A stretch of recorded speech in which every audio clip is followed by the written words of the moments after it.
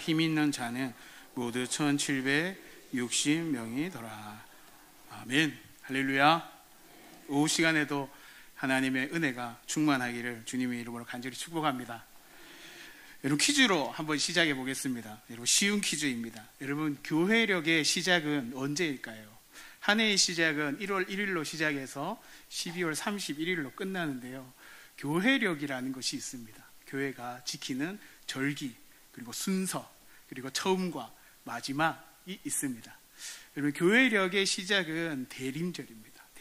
대림절을 시작으로 성탄절을 지나 그리고 추수감사절로 쭉 이어져서 한 해가 마무리되지요. 여러분, 대림절은 성탄절을 기점으로 하여 거꾸로 역산해서 4주를 계산합니다. 성탄절을 기점으로 하여 거꾸로 4주를 계산해 나아가면 교회력으로는 오늘이 마지막 주일입니다. 그리고 다음 주 11월 30일부터는 예수 그리스도의 탄생을 기념하고 준비하는, 대망하는 대림절, 그 날로 대림주일로 한 해가 시작되게 됩니다. 여러분, 성탄절이 왜 중요하냐 하면 예수 그리스도의 그 탄생을 우리가 기대하고 소망하고, 그리고 예수님께서 탄생하신 그 성탄절을 중심으로 하여 고난주간, 그리고 부활주일, 그리고 성령께서 우리에게 강림하신 오순절, 그 성령 강림까지 갑니다. 그게 전반기죠.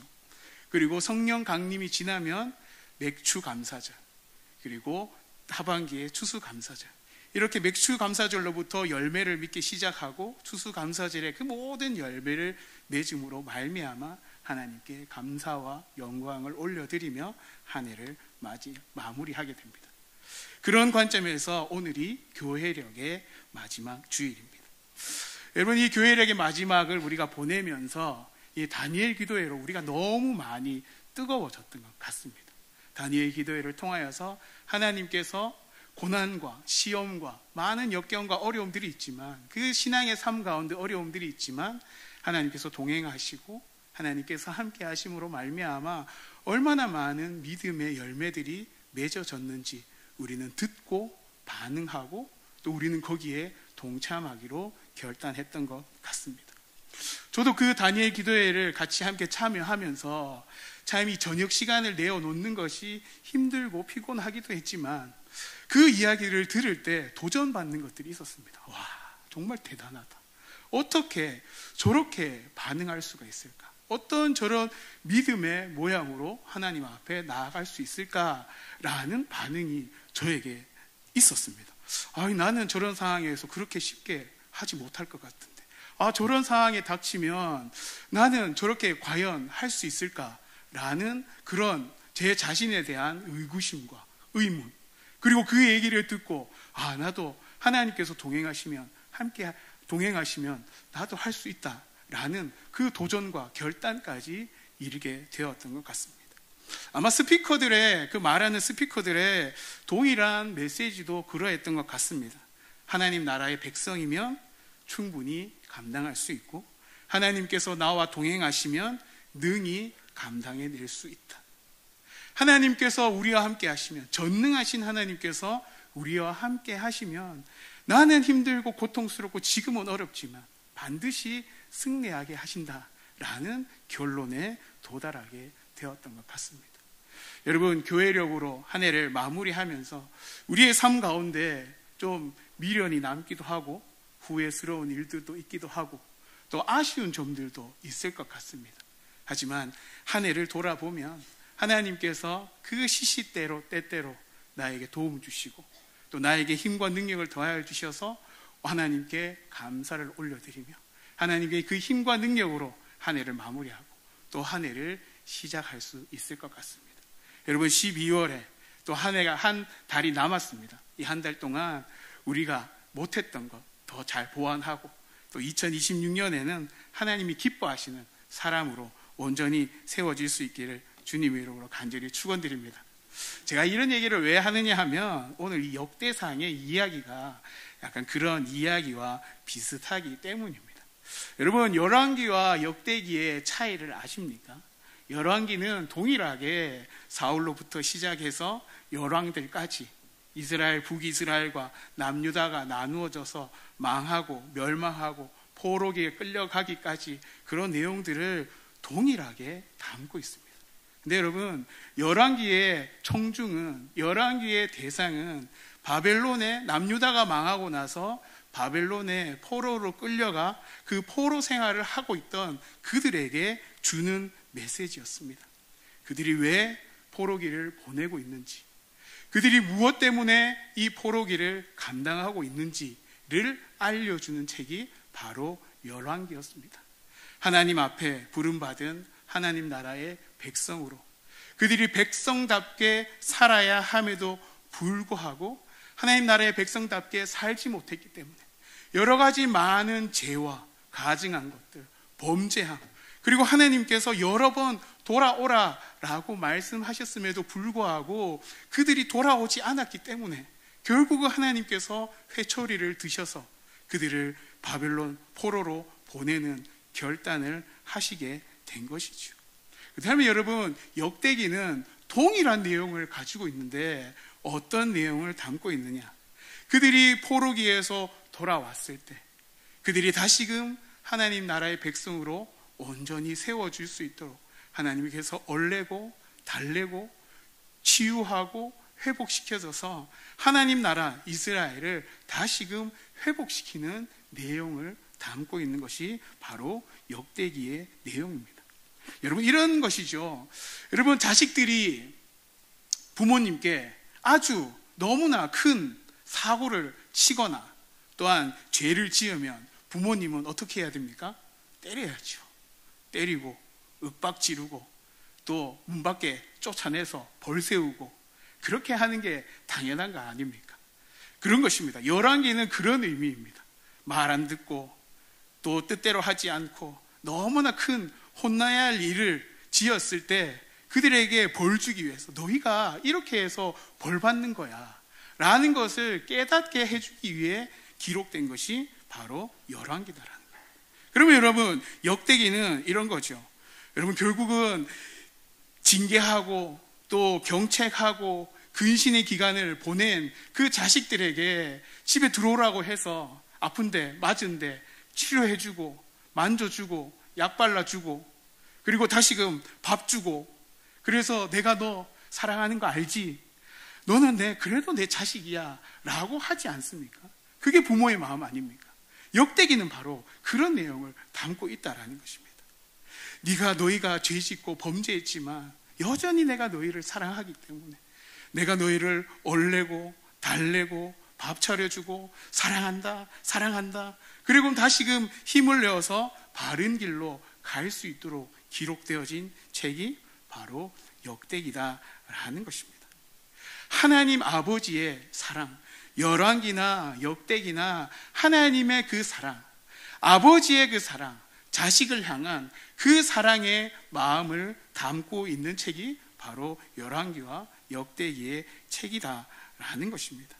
곧 이 역대기는 노임과 치유 그리고 회복을 선물하는 책이다라는 것이죠. 그런 의미에서 여러분, 이스라엘 백성들을 한번 생각해 보았으면 좋겠습니다. 바벨론 포로 70년의 기간 동안 바벨론에서 노예 생활하듯이 포로의 생활을 보냈던 그들의 마음은 어떠할까요? 예루살렘 성전이 회파되고 무너지고 아무것도 남지 않은 황폐되어진 그 이스라엘 땅, 그 이스라엘 땅으로 돌아와야 하는 그 이스라엘 백성들, 그들의 마음은 어떠했을까요? 이제 오랜 기간 동안, 반세기가 넘는 시간 동안 바벨론의 포로 생활을 하면서 그곳에서 정착하고 그곳에서 좀 나름 먹고 살만한 그런 지경까지 이르렀을 텐데 아무것도 남지 않은 이스라엘로 다시금 돌아와야 하는 그들의 마음은 어떠했을까요? 아마 돌아오기 쉽지 않았을 것 같습니다. 하나님 나라의 백성이고 죄짓고 벌받아서 그 얘기를 들었지만 그들이 다시금 이스라엘 땅으로 돌아와서 회복되어지는 것은 아마 쉽지 않았을 것 같습니다. 그 가운데 하나님께서 그들에게 회복의 메시지를 전하고 있다라는 겁니다. 여러분, 오늘 1절에 이렇게 기록합니다. 온 이스라엘이 그 계보대로 계수되어 그들은 이스라엘 왕조 실록에 기록되니라. 유다가 범죄함으로 말미암아 바벨론으로 사로잡혀 갔더니 그들의 땅 안에 있는 성읍에 처음으로 거주한 이스라엘 사람들은 제사장들과 레위 사람들과 느디림 사람들이라 라고 기록하고 있습니다. 여러분, 온 이스라엘이 그 계보대로 계수되어 그들은 이스라엘 왕족에 기록되어 있다라고 기록합니다. 그들이 유다의 백성들이 범죄함으로 말미암아 바벨론으로 사로잡혀갔지만 너희가 너무나 큰 죄를 지어서 하나님께 큰 징계를 받았지만 여전히 너희는 이스라엘의 왕조실록에 기록되어 있다라고 기록하고 있는 것입니다. 하나님의 그 계보에 하나님 나라의 백성으로서 하나님의 자녀로서 그 계보에 여전히 기록되어져 있다라고 기록하고 있는 것입니다.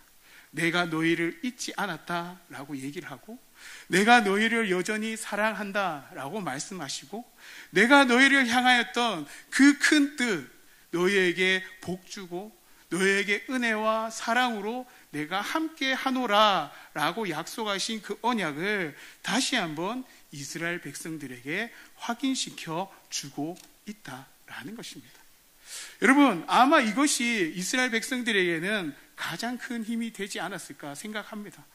나는 아무 쓸모없어. 나는 하나님 나라 백성인데 범죄하고 우리 조상들의 죄로 말미암아 우리가 이렇게 버려진 바 되었는데 어떻게 다시금 회복되겠어? 라는 그런 마음을 가질 수 있겠지만 그 포로기 생활 가운데 고통과 고난과 그 어려움과 눈칫밥 먹으면서 살아가는 그 삶 가운데 그들이 무슨 희망과 소망을 품을 수 있었겠습니까? 많은 오늘 하나님께서는 그들에게 너희의 이름은 이스라엘 왕조실록에 기록되어져 있다라고 이야기하고 있는 것입니다. 여러분, 그들이 연약하고 그들이 부족하고 그들에게 많은 어려움들이 있다 하여도 하나님께서 우리를 택하시고 우리를 기억하신다라면 우리는 다시금 회복되어지고 다시금 하나님 나라로 세워질 수 있다라는 것을 기억할 수 있기를 간절히 소망합니다. 여러분, 이것이 이 포로기에서 돌아오던 이스라엘에게만 해당되는 것일까요? 여러분, 로마서 5장 8절 말씀 제가 한번 읽어드리겠습니다. 로마서 5장 8절에 이렇게 기록되어 있습니다. 우리가 아직 죄인 되었을 때에 그리스도께서 우리를 위하여 죽으심으로 하나님께서 우리에 대한 자기의 사랑을 확증하셨느니라. 여러분, 하나님 우리를 사랑하십니다. 여러분, 믿으십니까? 하나님 우리를 너무너무 사랑하십니다. 그리고 예수 그리스도의 그 십자가로 말미암아 우리의 사랑을 확증하셨느니라 라고 말씀하셨습니다. 근데 여러분, 이것보다 더 중요한 구절이 무엇인 줄 아십니까? 로마서 5장 8절 앞부분에 뭐라고 기록되어 있냐면 우리가 아직 죄인 되었을 때, 여러분, 우리가 능력 있고 우리가 무언가 성취하고 우리가 무언가 잘 되어서 하나님께서 예수 그리스도의 십자가로 우리에게 그 사랑을 확증하셨다고요? 아닙니다. 우리가 여전히 죄인 되었을 때, 여전히 우리가 부족하고 여전히 우리가 능력 없고 여전히 우리가 갈팡질팡하던 그 죄인 되었을 때에 하나님께서 전적으로 우리를 사랑하셨다라고 말씀하고 있는 것입니다. 예수 그리스도 그 아들을 우리에게 보내주심으로 말미암아 그 사건으로 하나님의 사랑을 우리에게 확증시켰다라고 말씀하고 있는 것입니다. 여러분, 한 해를 돌아보면 미련도 남고 후회하는 일들도 있고 이렇게 살지 않았으면 더 좋았을 걸 라고 생각하는 것들도 있을 겁니다. 또 하나님 앞에 하나님 저 이렇게 잘했어요 라고 생각도 들 수 있을 것입니다. 우리는 하나님 앞에 더 잘하고 더 칭찬받기 위해 그렇게 하루하루 달려가지 않습니까? 근데 하나님은 그것이 중요하지 않다는 것입니다. 우리가 하나님의 자녀가 되었고 하나님의 자녀로서 우리가 여전히 죄인 되었을 때에 하나님께서 우리에게 그 사랑을 확증하셨기 때문에 우리가 조금 부족하고 우리가 조금 연약하고 우리가 조금 덜 성취했다 하더라도 우리 자신을 비하하지 말고 정죄하지 말고 그 하나님의 사랑 안에서 다시금 힘을 내어 내년 한 해도 그렇게 세워갈 수 있는, 만들어갈 수 있는 저와 우리 모든 성도님들 될 수 있기를 주님의 이름으로 간절히 축복합니다. 여러분 역대상에 오늘 9장에 읽었는데요. 9장에 이스라엘 왕조실록에 기록되니라 유다가 범죄함으로 말미암아 바벨론으로 사로잡혀 갔다라고 여러분 이렇게 기록되어 있는데, 여러분 역대상의 시작은 누구로부터 시작하는지 아십니까? 역대상의 시작은 아담으로부터 시작합니다. 아담으로부터 시작해서 인류의 모든 역사를 하나님께서 말씀해 주십니다. 아담, 노아, 셈, 아브라함, 이삭, 야곱, 그리고 12지파, 그리고 유다, 그리고 지금 이스라엘로 돌아오는 모든 백성들, 그들을 하나님께서 한 명 한 명 얽혀주시면서 이 왕조의 실록을 얘기해 주신다라는 거예요. 그러면서 그들이 돌아온 이스라엘 백성들, 그들에게 중심축이 누구인지 아십니까? 2절, 그들의 땅 안에 있는 성읍에 처음으로 거주한 이스라엘 사람들은 제사장들과 레위 사람들과 느디딤 사람들이라 라고 기록하고 있습니다. 처음 거주한 사람이 누구라고요? 제사장들, 레위 사람들, 느디딤 사람들이라 라고 기록되어 있습니다. 근데 여러분 3절에서부터 보면 되게 이상합니다. 3절, 유다 자손과 베냐민 자손과 에브라임과 므낫세 자손 중에서 예루살렘에 거주한 자는 유다의 아들 베레손 자손 중에 누구 그리고 몇 명 이렇게 기록합니다. 7절에 베냐민 자손 중에서는 누구 몇 명 이렇게 기록합니다. 분명히 제사장들과 레위 사람들과 느디딤 사람들이 처음 거주했다라고 기록하는데 유다와 베냐민 자손을 먼저 언급하고 있습니다. 그리고 나서 10절과 13절에 보면 제사장 중에는 누구 하나님의 성전을 맡은 자 누구 그리고 뒤에 가서는 하나님의 성전의 임무를 수행할 힘 있는 자는 모두 1760명이더라 라고 기록하고 있습니다. 여러분 여기에 이스라엘 백성들이 다 빠지고 제사장들과 레위인들만 왔다는 얘기가 아닙니다. 함께 모두가 왔지만 그 중심에 제사장들과 레위 사람들과 하나님의 성전의 일을 맡은 사람들이 중심축을 이루고 있다라는 것을 이야기합니다. 하나님께 돌아오는 이스라엘 백성들에게 가장 중요한 것이 무엇이었다라고 말하는 것입니까? 바로 하나님을 예배하고 하나님을 섬기고 하나님 나라의 백성이라면 온전히 하나님께 일하는 자들, 그들을 중심으로 말미암아 그들이 돌아왔고 그들을 중심으로 하나님을 다시금 예배하고 하나님을 예배함으로 말미암아 하나님 나라의 백성으로서의 정체성을 가지고 그 정체성을 가지고 믿음의 나라로 다시금 세워져 가는 것을 우리에게 말해주고 있다라는 것을 이야기합니다. 여러분 이스라엘 백성들이 이렇게 하나님을 예배하고 하나님을 섬기는 자들로 통하여 이들이 하나님 나라를 온전히 재건해 나가기 시작하죠. 여러분 아마 이 뒤의 이야기들은 우리가 너무 잘 알 겁니다. 성전을 재건하는데 얼마나 어려움들이 있었는지, 하나님 나라의 백성으로서 다시금 세워지는데 얼마나 많은 공격과 고난과 어려움들이 있었는지 우리는 알 겁니다. 여러분 이스라엘 백성들은 범죄함으로 바벨론 포로기를 보냈습니다. 그리고 그들이 돌아와서 이렇게 하나님께서 예배하는 자들, 그리고 그들을 통하여서 만들어가기 시작하는 것이죠. 여러분 이것을 우리에게 적용해 보면 아마 이럴 것 같습니다.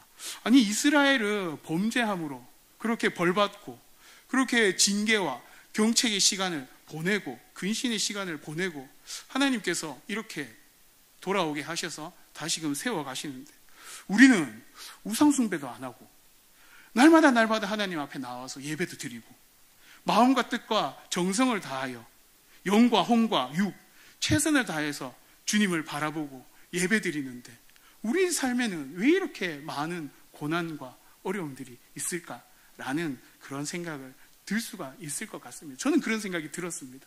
여러분 하나님께서 범죄한 이스라엘을 이렇게 세우셨다면 우리가 그리스도인으로 살아갈 때 찾아오는 그 고난과 고통은 아마 아무것도 아닌 줄로 압니다. 여러분 베드로전서 2장 9절에 이렇게 기록합니다. 너희는 택하신 족속이요 왕같은 제사장들이요 거룩한 나라요 그의 소유가 된 백성이니 이는 너희를 어두운 데서 불러내어 그의 기이한 빛에 들어가게 하신 이의 아름다운 덕을 선포하게 하려 하심이라. 여러분, 우리는 누구라고요? 왕같은 제사장이라고요. 여러분, 제사장의 임무가 무엇입니까? 하나님을 만나고 하나님께로 나아가며 하나님께서 온전히 드려지는 그 예배 중심의 삶을 살아가는 사람들을 이야기합니다. 여러분, 우리가 고난과 힘듦과 어려움들이 혹 우리에게 찾아온다 하여도 우리가 이스라엘 백성들이 포로기에서 돌아올 때 그들이 예배 중심의 삶, 성전 중심의 삶, 하나님의 중심의 삶으로 다시금 재건되어지고 온전해졌다라면 우리도 예배 중심의 삶을 다시금 회복하고 살아가게 된다면, 하나님께 드렸던 그 예배를 더욱 온전한 마음으로 드려지게 된다면 하나님께서 이스라엘에게 주셨던 그 회복의 영광보다 더 큰 회복으로 우리에게 임하여 주실 것이다라는 것을 믿으실 수 있기를 간절히 소망합니다. 여러분, 고린도서 10장 13절에 이렇게 기록합니다. 사람이 감당할 시험 밖에는 너희가 당한 것이 없나니 오직 하나님은 미쁘사 너희가 감당하지 못할 시험 당함을 허락하지 아니하시고 시험 당할 쯤에 또한 피할 길을 내사 너희로 능히 감당하게 하시느니라. 여러분, 우리가 좀 힘들 수 있습니다. 하지만 하나님께서 우리에게 감당할 시험을 허락하시고 그 감당할 시험 가운데 믿음으로 나아가며 예배하는 자로 온전히 서 있다면 반드시 우리에게 승리와 회복과 피할 길을 주신다라는 것을 기억할 수 있는 저와 우리 모든 성도님들 될 수 있기를 주님의 이름으로 간절히 축복합니다. 여러분, 마지막으로 한 가지, 여러분, 우리가 이 이스라엘 백성들이 이렇게 누릴 수 있는 이 축복, 우리도 누릴 수 있는 이유는 무엇입니까? 요한복음 1장 12절, 영접하는 자 곧 그 이름을 믿는 자들에게는 하나님의 자녀가 되는 권세를 주셨으니. 여러분, 우리가 어릴 때 학교 갔다가 저희 집이 101동이면 102동에 가서 여러분 문 두드립니까? 아니죠. 102동 가서 문 두드리면서 아빠 저 왔어요 하지 않잖아요. 101동 가서 101호에 가서 문 두드리면 아빠 저 왔어요 하지 않습니까? 여러분, 영접하는 자 그 이름을 믿는 자들에게는 하나님의 자녀가 권세를 주셨으니 우리가 하나님의 자녀가 되었다라는 것, 그리고 하나님을 부를 수 있다는 것, 그리고 하나님께서 우리를 늘 지켜보시고 우리의 걸음걸이를 살피시고 우리를 늘 바른 길로 인도하여 주신다라는 것, 그것을 기억하며 여러분, 올 한 해도 잘 살아왔으니 또 잘 마무리하고 또 내년도도 하나님 은혜로 잘 시작할 수 있는 그런 저와 우리 모든 성도님들 될 수 있기를 주님의 이름으로 간절히 축복합니다. 기도하도록 하겠습니다. 사랑의 하나님, 감사합니다. 하나님, 이 역대기에 기록된 왕조실록에 기록된 이들 하나님 잊지 않으시고 그들을 다시금 돌아오게 하셔서 회복시키시고 예배 공동체로 일으키시며 하나님께서 그들을 치유하시고 회복하시고 일으키셔서 하늘의 복을 이 땅 가운데 온전히 누릴 수 있도록 만들어 주셨던 것 하나님 기억합니다. 하나님, 우리는 하나님의 자녀가 되는 권세를 동일하게 받았습니다. 하나님, 이 땅 가운데 하나님 감당할 시험밖에 없는 줄로 아오니 하나님 능히 믿음으로 이겨 나아갈 수 있도록 주님 인도하여 주시고, 하나님 우리가 죄인 되었을 때 하나님 우리를 위한 그 사랑을 확증하셨던 것을 기억하며 그 사랑에 힘입어 오늘도 내일도 남은 한 달도 살아갈 수 있는 저희들 될 수 있도록 하나님 도와주시고 인도하여 주시옵소서. 감사드리며 예수님의